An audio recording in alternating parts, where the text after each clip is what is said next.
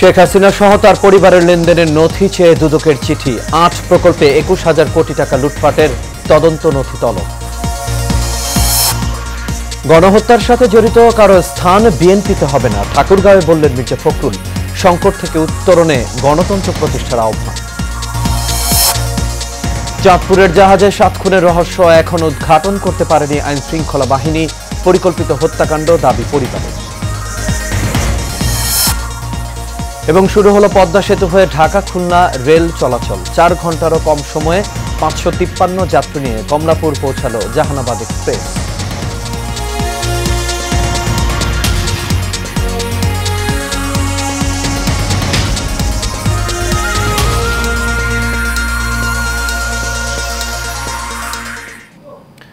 সবাইকে স্বাগত এশিয়ান নিউজে। দর্শক, পুরো সংবাদ জুড়ে আপনাদের সঙ্গে আছি আমি আনোয়ার রাজ। এতক্ষণ শুনছিলেন বিআরবি কেবল ইন্ডাস্ট্রিজ লিমিটেড সংবাদ শিরোনাম। এবার চলে যাচ্ছে পুরো খবরে।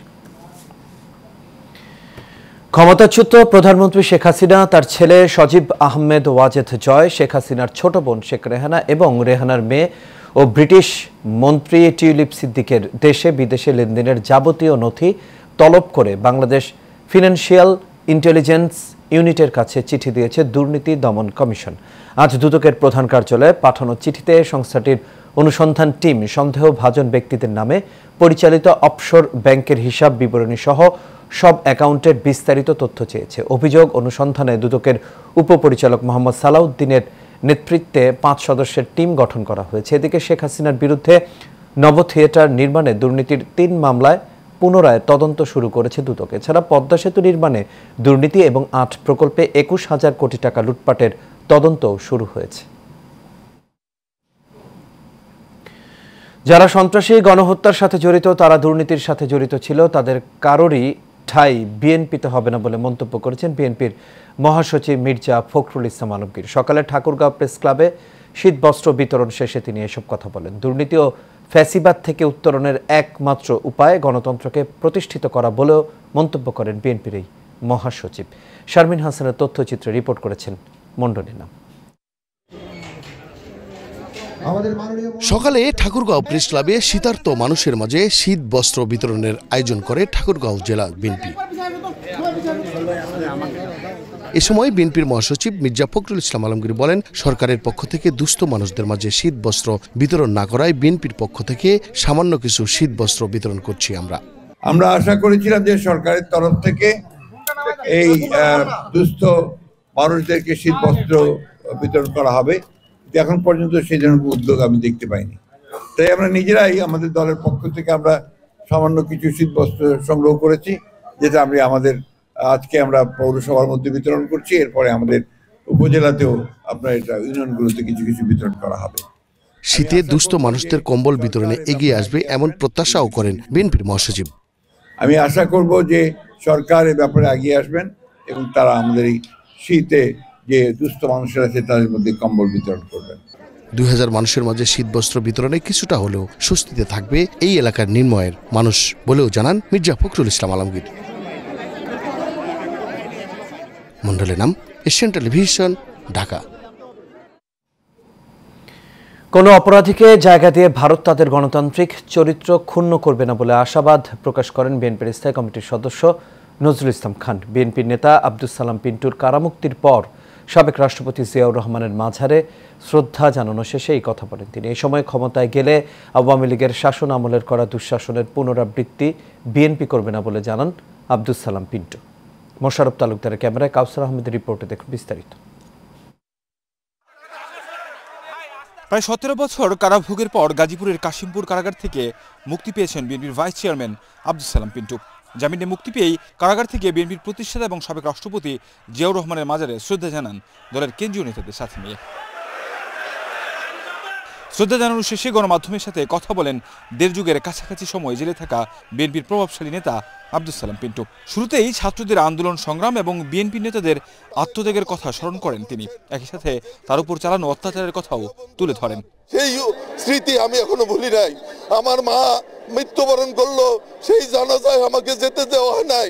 বিগত 4 বছর 6 মাস কারাগারে আমার পরিবারের সাথে আমার দেখা করতে দেওয়া হয় নাই, আমাকে বন্ধ অবস্থায় রাখা হয়েছিল, পরিবারের সাথে কোনো যোগাযোগ আমি করতে পারি নাই।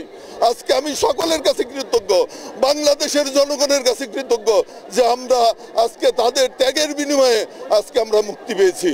এ সময় বিএনপির সিনিয়র যুগ্ম মহাসচিব রুহুল কবির রিজভী জানান, বিগত সরকারের জুলুম নির্যাতনের বলি হয়েছেন আব্দুল সালাম পিন্টুর মতো নির্দোষ লোকেরা। বাংলাদেশকে তাদের লুটপাটের খনি হিসাবে ব্যবহার করেছিল, তারা আজকে পালিয়ে যেতে বাধ্য হয়েছে। আজকে সেই সমস্ত মানুষরা যারা সততার রাজনীতি করেছে, মুক্তিযুদ্ধ থেকে শুরু করে সমস্ত গণতান্ত্রিক আন্দোলনে যারা জনগণের পক্ষে থেকেছে, আব্দুল সালাম পিন্টুরা, আপনার জনাব নজরুল ইসলাম খানরা প্রত্যক্ষ মুক্তিযুদ্ধের অবদান যারা সৃষ্টি করেছে, তাদেরকে ধ্বংস করার মানে আপনার সমস্ত আয়োজন করেছেন শেখ হাসিনা। এদিকে সাংবাদিকদের এক প্রশ্নের জবাবে বিএনপির স্থায়ী কমিটির সদস্য নজরুল ইসলাম খান বলেন, ভারত গণতান্ত্রিক দেশ হিসেবে কোনো অপরাধীকে জায়গা দিবে না। ভারত নিজেদেরকে তো বিশ্বের বৃহত্তম গণতন্ত্র দাবি করে। আমরা আশা করব যে একজন অপরাধীকে সঙ্গ দেওয়ার জন্য, তার পক্ষ অবলম্বনের জন্য ভারত এমন কিছু করবে না যাতে তার গণতান্ত্রিক যে চরিত্র বা গণতান্ত্রিক যে পরিচিতি সেটা নষ্ট হয়। আব্দুল সালাম পিন্টু 21 আগস্ট গ্রেনেড হামলা মামলায় গ্রেফতার হয়ে এতদিন কারাগারে ছিলেন। কাউসার আহমেদ, এশিয়ান টেলিভিশন, ঢাকা। চাঁদপুরের মেঘনা নদীতে জাহাজে হত্যাকাণ্ড নিয়ে সৃষ্টি হয়েছে ধূম্রজাল। রহস্যের কুল কিনারা করতে পারছেন না আইনশৃঙ্খলা বাহিনী, তবে পরিবারের দাবি এটি পরিকল্পিত হত্যাকাণ্ড। এদিকে নিহতদের শনাক্ত করে পরিবারের কাছে লাশ হস্তান্তর করা হয়েছে। জাহিদ ইসলামের তথ্য ছবিতে আরও জানাচ্ছেন সঞ্জিদা হক। চাঁদপুরে জাহাজে চাঞ্চল্যকর 7 জনের লাশ উদ্ধারের পর এখনও রহস্য কাটেনি। এমনকি এই হত্যাকাণ্ডের মোটিভ পরিষ্কার করতে পারেনি আইন শৃঙ্খলা বাহিনী। যে আলামতগুলো জাহাজ থেকে উদ্ধার করেছি এবং যে পারিপার্শ্বিক অবস্থাগুলো আমরা দেখেছি, তো আমাদের কাছে এটা ডাকাতির ঘটনা বলে মনে হয়নি। নিহত 7 জনের পরিচয় মিলেছে। তারা হলেন জাহাজের মাস্টার কিবরিয়া, ইঞ্জিন চালক সালাউদ্দিন, সুকানি আমিনুল মুন্সি, গ্রিজার সজিবুল, আজিজুল ও মাজেদুল ইসলাম। নিহত একজনের নাম জানা যায়নি। আর আহত ব্যক্তি হলেন জুয়েল। আহত ও নিহত ব্যক্তিদের বাড়ি ফরিদপুর ও নড়াইল জেলায়। এই ঘটনা উদ্ঘাটনের জন্য সিআইডি, পিবিআই ও পুলিশের একাধিক টিম কাজ করছে বলে জানা যায়। আমরা ইতিমধ্যে বেশ কিছু ক্লু পেয়েছি, ক্লুগুলো নিয়ে অগ্রসর হচ্ছি।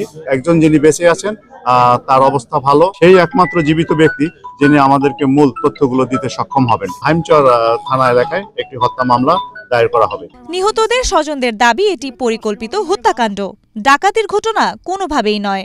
পুলিশের মাধ্যমে ফোন করে, কোস্টগার্ডের মাধ্যমে ফোন করে জানতে পারলাম যে একজন জীবিত আছে, গলা কাটা, কথা বলতে পারে না, আর 2 জনও বেঁচে আছে কিন্তু অবস্থা ভালো না। এখানে 5 জন জায়গায় মারা গেছে, আর 3 জন ছিল জীবিত। তার ভিতরে তাদের হসপিটাল আনছিল, আমার ভাই মাজেদুল হসপিটাল আনার পরে মারা গেছে। কোনো ডাকাতির কবলে কিনা কিংবা কোনো ষড়যন্ত্রের মাধ্যমে মৃত্যু হয়েছে কিনা এর তো সঠিক তদন্ত করে তারপর তার অবশ্যই সঠিক বিচার চাই। ঘটনার পর কাজ করছে গোয়েন্দা সংস্থা। হত্যাকারীদের দ্রুত বিচার দাবি করেন এলাকাবাসী। সঞ্জিদা হক, এশিয়ান টেলিভিশন। বড়দিনকে ঘিরে কোনো ধরনের নিরাপত্তা ঝুঁকি নেই বলে জানিয়েছেন counter terrorism and transnational crime প্রধান মোহাম্মদ মাসুদ করিম। তিনি বলেন, এবার নিরাপদেই খ্রিস্টান ধর্মাবলম্বীদের সবচেয়ে বড় এই উৎসব উদযাপিত হবে। সকালে রাজধানীর কাকরাইলে সেন্ট ম্যারি ক্যাথেড্রাল চার্চে বড়দিন উপলক্ষে নিরাপত্তা মহড়া শেষে এই কথা বলেন তিনি। এ সময় তিনি আরও জানান, বড়দিনকে ঘিরে রাজধানীর সকল বড় বড় চার্চকে ঘিরে কয়েক স্তরের নিরাপত্তা ব্যবস্থা হয়েছে।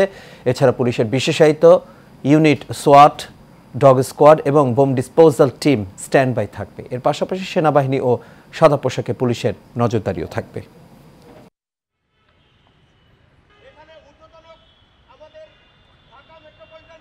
নতুন বছরের উপলক্ষে আপনার যে প্রস্তুতি দরকার আমরা নিয়েছি, বিশেষ করে ঢাকা শহরের যে অঞ্চলগুলোতে এই উদযাপনগুলো বেশি হয়ে থাকে সেখানে আমরা বাড়তি নিরাপত্তা নিয়েছি। আমরা চাই যে আনন্দঘন পরিবেশে নগরবাসী যেন তাদের এই উদযাপনগুলো করতে পারে, আমরা সেই জন্য সর্বাত্মক চেষ্টা করছি। এবং এখন পর্যন্ত আমরা এই ধরনের কোনো তথ্য পাইনি যে তাদের প্রতি কোনো হুমকি হতে পারে। 2018 সালে নির্বাচনে অংশগ্রহণ যে ভুল ছিল বলে জানিয়েছেন বিকল্পধারার যুগ্ম মহাসচিব মাহিবী চৌধুরী। সকালে সংবাদ সম্মেলনে সাবেক রাষ্ট্রপতি বদরুদ্দোজা চৌধুরীর 9 দফা বাস্তবায়নের বিষয়ে বলার সময় এই কথা বলেন তিনি। মাহিবী চৌধুরী এ সময় আরও জানান, অন্তর্বর্তী সরকারকে অভীষ্ট লক্ষ্যে পৌঁছানোর জন্য সার্বিক সহযোগিতা করতে বিকল্পধারা বদ্ধপরিকর।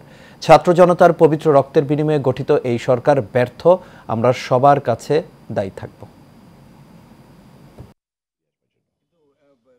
24-এর নির্বাচন, আমি যেটা বলেছি 24-এর নির্বাচন 2018 সালের নির্বাচনে অংশগ্রহণ করার যে ভুল, সেই ভুল থেকে বেরিয়ে আসার প্রথম, এটাকে আমরা বলি the first step of correction, প্রথম পদক্ষেপ ভুল সংশোধনে আমরা 24-এর নির্বাচনকে নিয়েছি। আপনারা দেখবেন খেয়াল করে যে 24-এর নির্বাচনে একমাত্র বিকল্পধারার সাথে আওয়ামী লীগের কোনো ধরনের আলোচনাই হয়নি, কোনো কথাবার্তাই হয়নি, কোনো মিটিংয়ে, যেটা আপনি দেখেন জাতীয় পার্টির সাথে আসন ভাগাভাগি হচ্ছে, তৃণমূল আসতেছে, অমুক আসতেছে, তার নির্বাচন, আমরা জানতাম যে এই নির্বাচনে আমাদের কোনো সুযোগই নাই। এবং আপনারা দেখবেন যে আমাকে এবং আমাদের দলের মহাসচিব মেজর মান্নান দুজনের প্রার্থীদের প্রথম বাতিল করা হয়, আমাদেরকে আদালতের মাধ্যমে প্রার্থীদের ফিরিয়ে আনতে। দীর্ঘদিন পরে খুলনার মানুষের বহুল প্রতীক্ষিত স্বপ্ন পূরণ হলো আজ। খুলনা থেকে নড়াইল হয়ে পদ্মা সেতু দিয়ে ঢাকার পথে যুক্ত হলো জাহানাবাদ এক্সপ্রেস নামের নতুন একটি ট্রেন। পদ্মা সেতু হয়ে মাত্র 4.25 ঘন্টায় ঢাকায় পৌঁছান খুলনার যাত্রীরা। এতে খুশি হয়েছেন দক্ষিণাঞ্চলের সাধারণ মানুষজন। খুলনা থেকে শঙ্কর কুমার বিষ্ণুতলা ছবিতে বাবুল আক্তারের রিপোর্ট, জানাচ্ছেন আরব ইসলাম হিমু। পদ্মা সেতু হয়ে খুলনা ঢাকা রুটে বাণিজ্যিকভাবে যাত্রা শুরু হলো জাহানাবাদ এক্সপ্রেস নামের নতুন ট্রেনটির। খুলনা স্টেশন ছেড়ে ট্রেনটি নওয়াপাড়া, সিঙ্গিয়া, নড়াইল, লোহাগাড়া, কাশিয়ানী ও ভাঙা স্টেশন হয়ে ঢাকায় পৌঁছায়। দূরত্ব, যাতায়াতের সময় ও ভাড়া কম হওয়ায় রেলওয়ের এই উদ্যোগে খুশি যাত্রীরা। তো কম সময়ে আমরা ঢাকা যাব, এটা আমাদের জাস্ট একটা স্বপ্ন ছিল, বাট এখন এটা বাস্তবে পরিণত হয়েছে, তাই খুবই ধন্যবাদ রেল কর্তৃপক্ষকে। আমরা খুব আনন্দ পাচ্ছি, ট্রেনে যেতে খুব সুবিধা, ট্রেন জার্নিটা ভালো আর ভাড়া কম। এদিকে শীতকালে নতুন এই ট্রেন ছাড়ার সময়সূচি ভোর 6টার পরিবর্তে 7টায় করার দাবি জানিয়েছেন কেউ কেউ।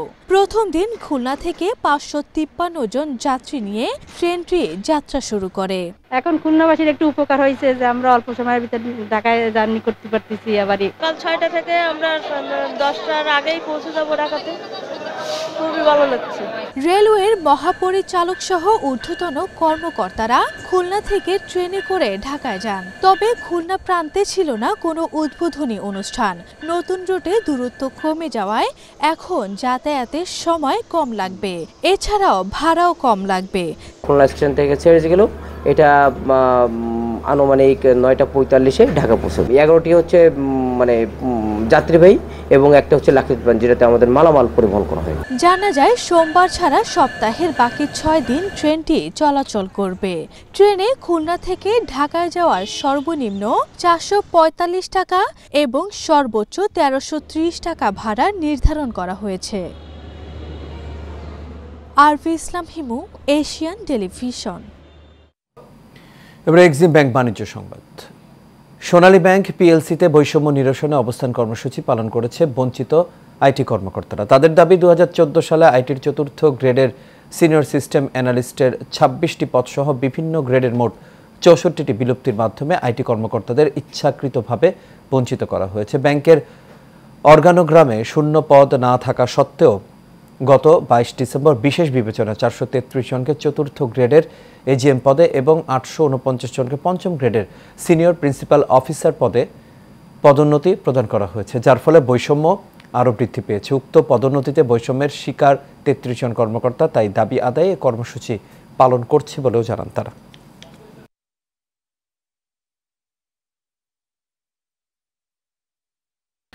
আবারও ক্রিকেট থেকে বিরতি নিতে হলো বেন স্টোকসকে। ইংল্যান্ডের টেস্ট অধিনায়ক এবার হ্যামস্ট্রিংয়ের চোটে 3 মাসের জন্য মাঠের বাইরে চলে গেলেন। 33 বছর বয়সী স্টোকসকে বাঁ পায়ে অস্ত্রোপচার করতে হবে। নিউজিল্যান্ড সফরের শেষ টেস্টের 3য় দিনে বোলিং করতে গিয়ে নতুন করে চোটে পড়েন স্টোকস। এবছর এ নিয়ে দ্বিতীয়বার বাঁ পায়ের হ্যামস্ট্রিংয়ে ছিল স্টোকসের। গত আগস্টে দ্য 100 খেলার সময়ে প্রথমবার এই চোটে পড়েন Stokes. England and Wales cricket board এক বিবৃতিতে জানিয়েছে জানুয়ারিতে অস্ত্রোপচার হবে স্টোকসের। অন্তত 3 মাসের জন্য ক্রিকেট থেকে ছিটকে গেছেন বেন স্টোকস। পরীক্ষায় ধরা পড়েছে তার বাঁ পায়ের হ্যামস্ট্রিং ছিঁড়ে গেছে। জানুয়ারিতে অস্ত্রোপচার হবে ডারহাম অলরাউন্ডারের পায়ে। খেলার আরও খবর। ক্রীড়াবিদদের রাজনীতির মধ্যে প্রবেশ করিয়ে ক্রীড়াঙ্গনকে কলুষিত করেছে আওয়ামী লীগ সরকার। সকালে আরাফাত রহমান কোকর স্মৃতিতে আয়োজিত ক্রিকেট টুর্নামেন্টের উদ্বোধনী অনুষ্ঠানে এই কথা বলেন বিএনপির আন্তর্জাতিক বিষয়ক সম্পাদক ব্যারিস্টার নাসির উদ্দিন আহমেদ অসীম। বলেন, আওয়ামী লীগ সরকারের অবৈধ নির্বাচনকে বৈধ করতে বিভিন্ন পেশার ব্যক্তিদেরকে রাজনীতিতে জড়িয়েছেন। দেশের ক্রীড়াঙ্গনকে তারেক রহমানের নেতৃত্বে ঢেলে সাজানো হবে বলে জানান বিএনপির এই নেতা।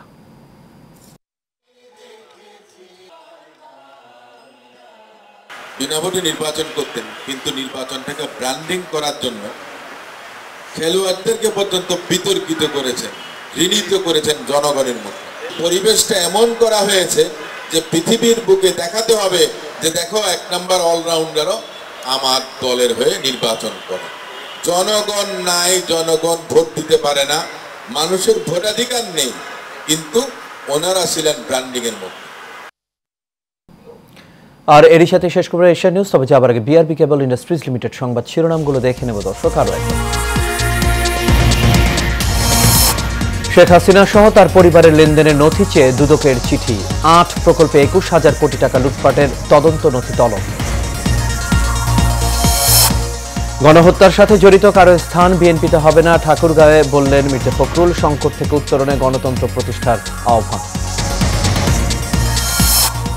চাঁদপুরের জাহাজে 7 খুনের রহস্য এখন উদ্ঘাটন করতে পারেনি আইন শৃঙ্খলা বাহিনী, পরিকল্পিত হত্যাকাণ্ড দাবি পরিবারের। এবং শুরু হলো পদ্মা সেতু হয়ে ঢাকা খুলনা রেল চলাচল। 4 ঘন্টারও কম সময়ে 553 যাত্রী নিয়ে কমলাপুর পৌঁছালো জাহানাবাদ এক্সপ্রেস। দর্শক, এই ছিল আমাদের এখনকার আয়োজন। আমাদের পরবর্তী সংবাদ দেখার আমন্ত্রণ রইল। এতক্ষণ সাথে থাকার জন্য সবাইকে ধন্যবাদ।